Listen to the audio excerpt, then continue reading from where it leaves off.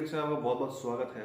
Friends, मैं हूं आपका अपना एसके और आज मैं अपनी वीडियो लेके आया हूं आर्टिकल 19 ऑफ द कॉन्स्टिट्यूशन के ऊपर। सो फ्रेंड्स, आर्टिकल 14 टू 18 जो कि बात करता था इक्वलिटी के बारे में, मींस की इक्वलिटी के बारे में, तो वो मैं पहले ही अपनी एक वीडियो उस पर पोस्ट कर चुका हूं जो कि आर्टिकल 14 टू आर्टिकल 18 डील करता है। अगर आपने वीडियो अब तक नहीं देखी तो उसका लिंक डिस्क्रिप्शन में दिया गया है, वहां से आप उसको वीडियो को देख सकते हैं। और इन शॉर्ट में आपको मैं दोबारा बताया था कि आर्टिकल 14 टू 18 आर्टिकल क्या क्या डील करता था। तो आर्टिकल 14 बेसिकली बात करता था इक्वलिटी बिफोर लॉ, मीन्स कि कानून के सामने सब बराबर है। आर्टिकल 15 था prohibition of discrimination on the ground of religion, race, caste, sex और प्लेस ऑफ बर्थ, कि इन बेस पे कोई भी किसी से प्रोहिबिशन, भेदभाव नहीं किया जा सकता। आर्टिकल 16 बात करता था कि equality of opportunity in the matters of public employment, की मतलब सरकारी नौकरी सबके लिए समान होगी एक्सेप्ट पॉजिटिव डिस्क्रिमिनेशन। आर्टिकल 17 बात करता है कि एबोल्यूशन ऑफ अनटचेबिलिटी, की जो छुआछूत होती है धर्म जाति के आधार पर on the basis of religion, race, caste, sex, तो इसको खत्म कर दिया जाएगा। आर्टिकल 18 बात करता था एबोल्यूशन ऑफ टाइटल्स, की मीन्स की उपाधियां जो भी हमें फॉरेन से मिलती थी या कोई भी जो भी टाइटल्स मिलते थे फॉरेन मिनिस्टर से, वो विदाउट प्रेसिडेंट की परमिशन से नहीं लिए जाएंगे और इसको उपाधियों का अंत कर दिया गया। अब नाउ इस वीडियो में हम बात करने वाले हैं आर्टिकल 19 के बारे में, जो कि काफी इंपॉर्टेंट टॉपिक है और जिसे इन शॉर्ट में आर्टिकल 19 को बैकबोन ऑफ द कॉन्स्टिट्यूशन भी कहा जाता है। वो बैकबोन इसलिए कहा जाता है क्योंकि इसमें काफी इंपॉर्टेंट जो हमारे कंसेप्ट, जो बेसिक फंडामेंटल राइट्स है वो दिए गए हैं। तो आज मैं उसी वीडियो में हम सब कुछ डिस्कस करने वाले हैं कि आर्टिकल 19 को। तो फ्रेंड, जैसे कि हमने देखा कि article 19 is the backbone of the constitution. Article 19 जो है वो भारतीय संविधान का रीढ़ है, तो आप खुद देखिए कितना इंपॉर्टेंट होगा।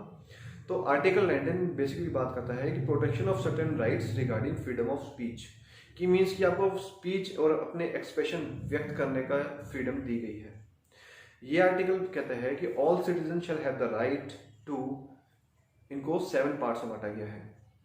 सबसे पहला है to freedom of speech and expression, means कि all citizen shall have the right to freedom of speech and expression, की मीन्स को उनको बोलने का अधिकार है। हर बंदे को अपना कुछ बोलने का, अपनी स्पीच रखने का, अपनी बातें एक्सप्रेस करने का राइट मिला हुआ है। कि मीन्स वो अपने जो भी स्पीच दे सकता है, बोल सकता है, अपनी बातें व्यक्त कर सकता है। जैसे कि अपना किसी जीत पर कोई झंडा लहराता है या फिर कोई मौन व्रत रखता है, मीन्स कि वो अपनी फ्रीडम है, जो स्पीच है उसको फ्रीडम, उनको राइट मिला हुआ है। जैसे कि हम मौन भी रखते हैं। अगर हमें बोलने का अधिकार है तो हमें मौन भी रखने का अधिकार है। जैसे किसी की जब कोई भी बड़े सेलिब्रिटी की डेथ हो जाती है, कोई भी बड़ा महापुरुष पॉलिटिशियन की, तो उसमें कुछ टाइम का मौन रखा जाता है। तो इसीलिए इसमें बताया गया है कि हमें कुछ भी अपना स्पीच देने का, अपने एक्सप्रेशन देने का राइट है। और ये राइट मीडिया को भी मिला हुआ है, तभी हम देखते हैं कि मीडिया अपने जो व्यूज है एक्सप्रेस करती रहती है न्यूज चैनल के थ्रू। और सेकेंडली कि जब हमें कुछ बोलने का अधिकार है तो ऑब्वियसली बात है कि सेकंड पर्सन तभी बोलेगा जब उनसे कुछ पूछा जाएगा।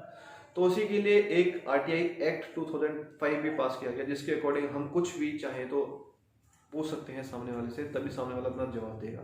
तो बेसिकली इसका फर्स्ट पॉइंट कहता था freedom of speech and expression, कि जब आपको कुछ बोलने का अधिकार है। सेकंड है to assemble peacefully and without arms, means कि जब आपको अच्छा बोलोगे तो फिर ऑब्वियसली बात है कि आपको लोग सुनेंगे।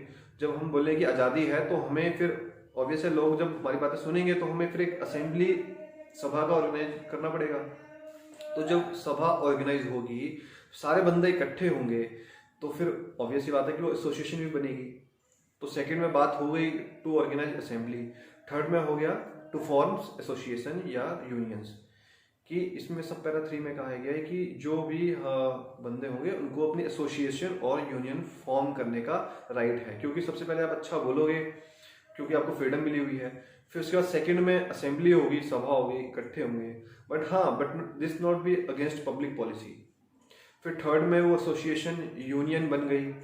फिर फोर्थ पॉइंट में कहा गया है कि to move freely throughout the territory of India, means कि आप जहां मर्जी चाहो इंडिया में घूम सकते हो, आपको कोई घूमने पे रोक नहीं लगा सकता। बट हाँ, ये पब्लिक को डिस्टर्ब ना करता हो।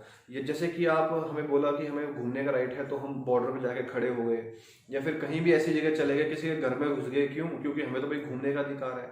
तो वो अगेंस्ट पब्लिक पॉलिसी नहीं होना चाहिए, लॉ के अगेंस्ट नहीं होना चाहिए। और उसके बाद हमें कहीं भी घूमने की फ्रीडम मिली हुई है with in the territory of India के क्षेत्र में। नेक्स्ट फिफ्थ पॉइंट है कि जब हमें घूमने का राइट है, जैसे हम घूमने हिमाचल चले गए या दिल्ली चले गए, कहीं भी चले गए, तो ऑब्वियस सी बात है जब हम घूमते घूमते हमारा कहीं रहने का मन कर गया तो हम वहाँ रह भी सकते हैं, हम वहाँ पे सेटल भी हो सकते हैं। तो इसमें पॉइंट 5 बात करता है to reside and settle in any part of the India, मतलब हम किसी भी इंडिया में कहीं भी हम अपना जाके रह भी सकते हैं। तो जब हम रह सकते हैं तो ऑब्वियसली बात है कि हमें कुछ टाइम बाद प्रॉपर्टी भी खरीदनी पड़ेगी उस एरिया में। लेकिन हाँ, जो इसका पॉइंट 6 था राइट टू प्रॉपर्टी, वो पहले था बट उसको 44th अमेंडमेंट के द्वारा उसको हटा दिया गया है कि मीन्स कि अब आप इंडिया में प्रॉपर्टी नहीं खरीद सकते, मतलब आपका वो फंडामेंटल राइट नहीं है। ये फंडामेंटल राइट हटाने का रीजन यही था क्योंकि इससे पहले सुप्रीम कोर्ट में काफ़ी डिस्प्यूट आते थे प्रॉपर्टी से रिलेटेड। फॉर एग्जांपल कि रेलवे अगर अपनी एक ट्रेन पटरी बिछाने की कोशिश कर रही है, तो जब रेलवे अपनी पटरी बिछा रही है तो वो देखेगी भाई किसी किसी बंदे का घर बीच में आ रहा है, तो वो उनसे जब बोलते थे भाई आप हमसे मुआवजा लेके अपनी प्रॉपर्टी छोड़ दो, तो वो क्या करते थे कि भाई ये तो हमारा फंडामेंटल राइट है, ये आप तो क्या, तो सुप्रीम कोर्ट भी हमसे नहीं छीन सकता, हम अपनी जगह नहीं खाली कर सकते क्योंकि हमें आर्टिकल 19 सब पैरा 6 में ये राइट दिया गया हुआ है कि भाई प्रॉपर्टी हमारी है, हम जो मर्जी करें, हमसे कोई राइट नहीं छीन सकता, फंडामेंटल राइट है। तो फिर सुप्रीम कोर्ट ने ध्यान रखते हुए ये डिसाइड किया कि अगर फॉर एग्जांपल कि अगर रेलवे को पटरी बिछानी है तो ये तो है नहीं कि वो ट्रेन है वो अपनी पटरी वहां से रास्ता घुमा लेगी या कहीं से घूमते जाएगी, उसको तो वहीं से जाना पड़ेगा। तो सुप्रीम कोर्ट ने ऐसी चीजों और केसेस को ध्यान में रखते हुए इस आर्टिकल को एबॉलिश कर दिया गया, और ताकि फिर जो जब से ये राइट था वो फंडामेंटल राइट से हट के लीगल राइट बन गया। मीन्स कि आपका संवैधानिक अधिकार नहीं है, अभी आपका सिर्फ कानूनी अधिकार बन के रह गया है। अब आप इसको fundamental right as a claim नहीं कर सकते। इससे नेक्स्ट लास्ट पॉइंट था हमारा टू प्रैक्टिस एनी प्रोफेशन और to carry on any occupation, trade और बिजनेस। इट मीन्स कि आप कहीं भी जाके दुकान खोल सकते हैं, कहीं भी जाके ऑटो चला सकते हैं, कुछ भी काम कर सकते हैं, इसकी आपको टोटल फ्रीडम है।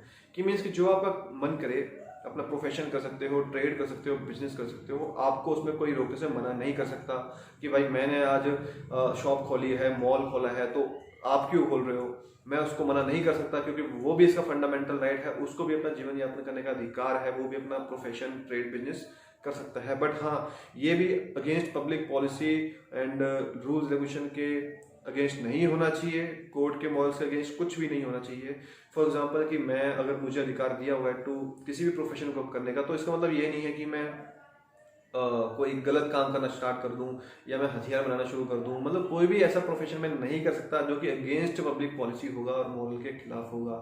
इसके अलावा मुझे कुछ भी कहीं भी प्रैक्टिस प्रोफेशन करने का अधिकार, राइट है।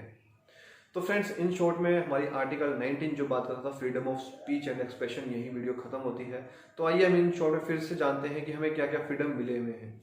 तो आर्टिकल 19 में सबसे पहले बात की गई है freedom of speech and expression की, आपको अपनी स्पीच और अपनी बातें रखने का अधिकार है।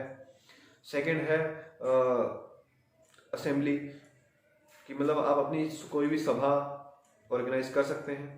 थर्ड है टू फॉर्म एसोसिएशंस और यूनियंस, अब जब आप अच्छा बोलोगे तो असेंबली होगी तो उसकी एसोसिएशन भी बनेगी, यूनियन बनेगी, तो जब एसोसिएशन भी बना सकते हैं। बट उस एसोसिएशन में कुछ भी अगेंस्ट पब्लिक पॉलिसी नहीं होना चाहिए। फोर्थ है to move freely throughout the territory of India, India की टेरिटरी में आप जहां मर्जी घूम सकते हो। फिफ्थ है to reside and settle in any part of the India, की इंडिया में आप जहां मर्जी रह सकते हो, सेटल हो सकते हो। और जो नेक्स्ट पॉइंट था इसका, उसको रिपीट ओमिटेड कर दिया गया है, जो कि राइट टू प्रॉपर्टी था। नेक्स्ट है right to carry on any profession, trade, business in any part of the India. तो फ्रेंड्स, ये था हमारा आर्टिकल 19 जो कि काफ़ी इंपॉर्टेंट है, freedom of speech and expression, जो कि एक आर्टिकल पूरे राइट्स को एक्सप्रेस कर देता है, जो कि पहले ये 7 थे लेकिन जैसे पॉइंट नंबर 6 को ओमिट कर दिया तो अब ये 6 बचे हैं। और ये article freedom of speech and expression काफ़ी इंपॉर्टेंट है। फ्रीडम बेसिकली हमें दी गई है आर्टिकल 19 to 22 तक, बट अब इतना एक्सप्लोर होने की वजह से एक वीडियो में आर्टिकल 19 to 22 कवर नहीं किया जा सकता, तो मैं नेक्स्ट वीडियो में आपको आर्टिकल 20 लेके आऊँगा। तो धीरे धीरे ऐसे ही सारे आर्टिकल्स हमारे कवर हो जाएंगे। तो फ्रेंड्स, अगर हमने पहली वाली वीडियो नहीं देखी थी तो लिंक डिस्क्रिप्शन में है, आप वहाँ से देख सकते हैं। और अपना व्यूज़, अपना जो भी अगर वीडियो आपको पसंद आई है तो प्लीज़ लाइक, शेयर, सब्सक्राइब कीजिएगा। और अपने व्यूज देते रहिएगा इन फ्यूचर, ताकि इन फ्यूचर में आने वाली वीडियोस जो आपको टाइम टू टाइम मिलती रहे और मुझे भी पता लगता रहे कि क्या क्या शॉर्ट कमिंग फीडबैक्स में है और क्या क्या इंप्रूवमेंट की वीडियो में जरूरत है। सो उम्मीद करता हूँ आपको वीडियो पसंद आई है।